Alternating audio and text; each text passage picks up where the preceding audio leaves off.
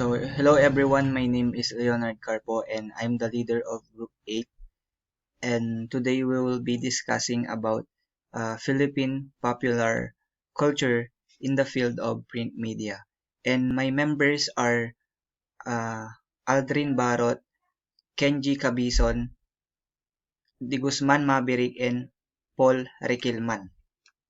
And first, let us define what is print media. So, print media is one of the oldest and basic forms of mass communication. It includes newspapers, magazines, flyers, and scholarly journals, and other materials that are physically printed are examples of print media. So, in addition of print media, in print media, it involves the usage of physical medium such as paper, yun nga yung sinabi ko na kanina, and cloth and etc. So, in print media, it is being printed and distributed by a publishing company to reach a wider group of audience. So, print media also involves two main divisions, that is reporting or writing and editing. So reporters are the ones who write the contents of a paper by investigating events or interesting facts or stories, while editors in print media are the ones who edit the story content and check if there's a need for revisions, and also they are the ones who assign stories to the reporters or the writers that are intended to be printed. So, yun. So, short history of print media from 1 to 7, babasahin ko na lang. The history new the history newspaper in India began in 1780 with the publication of the Bengal Gazette from Calcutta. James Augustus is considered the father of Indian press, as he started the first Indian newspaper from Calcutta. The Bengal Gazette or Calcutta General Advertise is in January 1780, which was weekly publication. In 1789, the first newspaper from Mumbai, the Mumbai Herald, appeared, followed by the Mumbai Courier in the following year.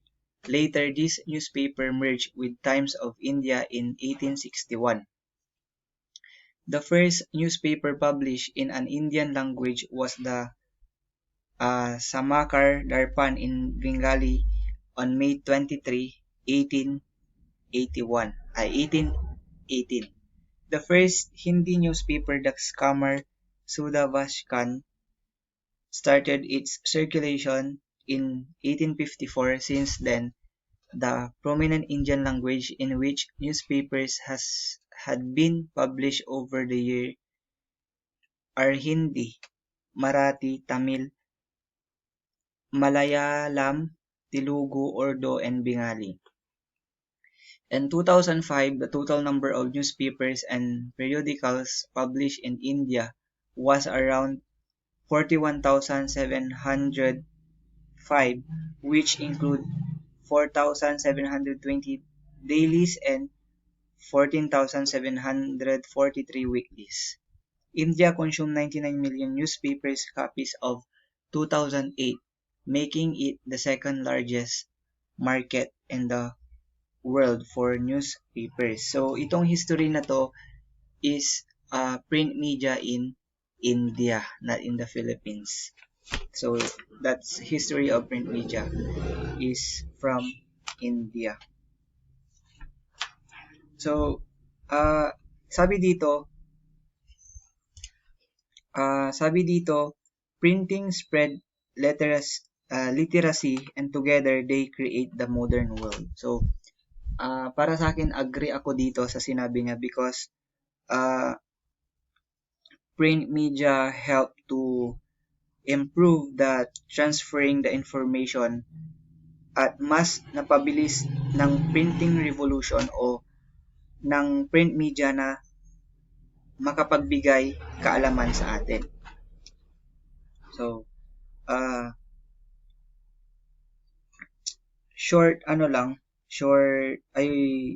will be stating some personalities, which is si Aldous Manutius, because he established a printing company, the Aldine Press, where he produced his first dated publication in February of 1494. So, isa pa si Johannes Gutenberg. He invented the movable type of printer. Yan. So, meron tayong types of print media dito. Ayun nga yung nasabi ko na po kanina. The types of print media are magazines, newspapers, flyers, newsletters, scholarly journals, and other materials that are physically printed are examples of print media. So, paano nakakatulong ang print media when it comes to advertisement? Diba? When we say advertisement kasi, usually that is a businessman or entrepreneur. So, karaniwan kasi na nakikinabang sa print media ay businessman or entrepreneur dahil yun nga, mas naipopromote nila yung kanilang product through print. Yun. So, in addition, the print media is the one of the oldest basic form of communication, lalong-lalo na noong panahong wala pang digital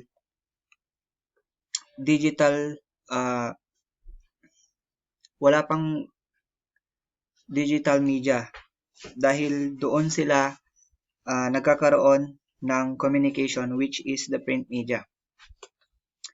So, 6 reasons why print media is an important part of your marketing efforts. So, number 1 dyan is yung print is credible.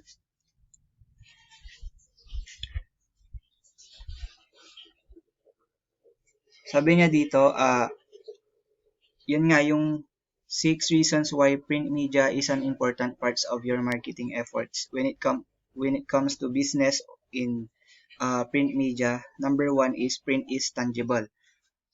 Dahil publications, brochures, posters, and other types of printed materials are physical items.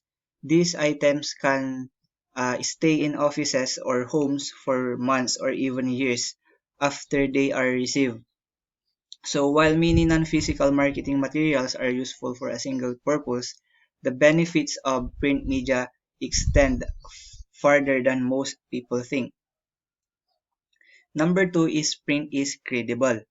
Like the feeling you get when you see the New York Times of your favorite magazines on the rack, there is something to be said about the feeling of legitimacy that comes from print, right? So you are able to put the printed piece down and come back at any time to resume your reading. And printed media requires real estate. As marketers, we like this. A printed piece of placed on the corner of a disc will be there day after it is picked up back to be viewed. So number 3 is print establish your brand. Marketers know the significance of having a well-recognized brand, and printed publication and other branded materials are an excellent way to establish your brand. It allows you to bring the aesthetic qualities of font, colors, images, and textures, helps to establish brand recognition. So number 4 is print helps you reach your target market. Because the design and placement of your company ads in publications, newspapers, and magazines can help you reach your target or the audience, whether it be a night market or the general public by uh, leveraging the data of demographics.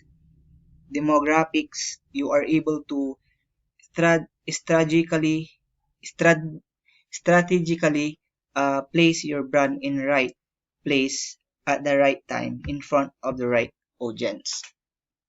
So number five is print is more engaging. Websites are often skimmed in is as little as 15 seconds per visit. When consumers or prospect reads as a printed materials more engaged for a longer period of time. On average, a consume spend 43 minutes reading of a magazine. And lastly, less print is more for you. With more companies taking their marketing efforts online, the old has become new again as print media becomes the new trend. This but this is your parents' world of print media communication. Marketers have more information and data to make calculated decisions about content, consumption, consumers, and collateral types. So customers and prospects' emails and boxes are overflowing with unsolicited ads and non-worthy news, most of which is largely ignored.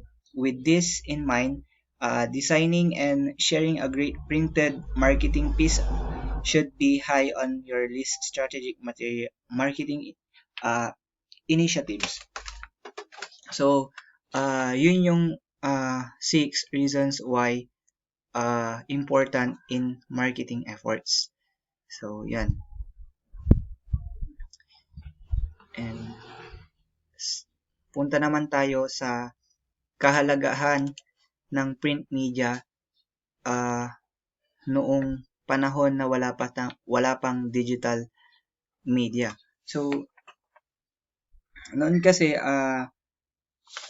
'di ba, nung panahong gamit na gamit ang print media dahil syempre hindi pa nga panahon, wala pang mga gadgets like social media, wala pang mga cellphone, tablets, laptop.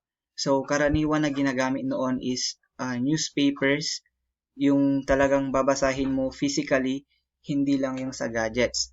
So, the relevance of having a print media kahit na ngayong panahon na laganap pa rin ang nalalaganap na rin ang yun nga yung digital media is that we appreciate those journalism na or yung mga writers, editors na nag-e-effort pa rin na gumawa ng books, na gumawa ng articles through print media. So, mahalaga pa rin ang print media ngayon kasi iba pa rin yung nagsusulat ka, iba pa rin yung uh, may nalalagay ka na uh, may nalalagay kang contents through print media. So, sabi niya dito ulit, hindi ko alam kung nasabi ko na, printing spread literacy and together they create the modern world. So tama nga naman yung sinabi niya kasi print media help to improve to transferring the information at dahil dito mas napapabilis ng printing revolution o ng print media na makapagbigay ng kaalaman sa atin. So one of the type of print media is scholarly journals. So kung nakikita na natin yung mga scholarly journals, yun yung nangyayari sa school, kung ano yung mga achievement ng school or of those student who are excellent, parang ganon. Doon, yun yung tinatawag nating scholarly journals na ginagawa ng mga writers in specific school. Magazine. One of the most common print media is magazine. A magazine is a periodical publication which is printed in gloss-coated and matte paper. Magazines are generally published on a regular schedule and contain a variety of content.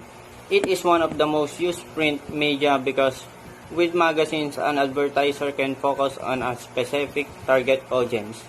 As they say, audiences can be reached by placing ads in magazines which have a well-defined geographic, demographic, or lifestyle focus. It is also important to consider the nature of the magazine ad copy. Magazines allow elaborate graphics and colors, which give advertisers more creative options than do newspapers. Also, recent surveys have indicated that informative ads are the most persuasive. Therefore, it is important to include copy and artwork that are direct and that present important product information to the consumer, such as how the products works, how it benefits the consumer, and where it can be purchased. Thank you. Hi guys, good day. Ako nga pala si John Paul Kiliman. Ando kayo natas upang explain sa inyo kung ano yung flyers. So ano nga ba ang flyers? A flyer is usually a single unfolded printed sheet that is used to draw attention to an event, service, product, or idea. A flyer usually contains a very simple message that can be conveyed quickly. It is a form of paper advertisement intended for wide distribution and typically posted or distributed in a public place, handed out to individuals or sent through the mail. In the 2010s, flyers range from inexpensively photocopied leaflets to expensive, glossy, full-color circulars. They are easy to read and simple to distribute.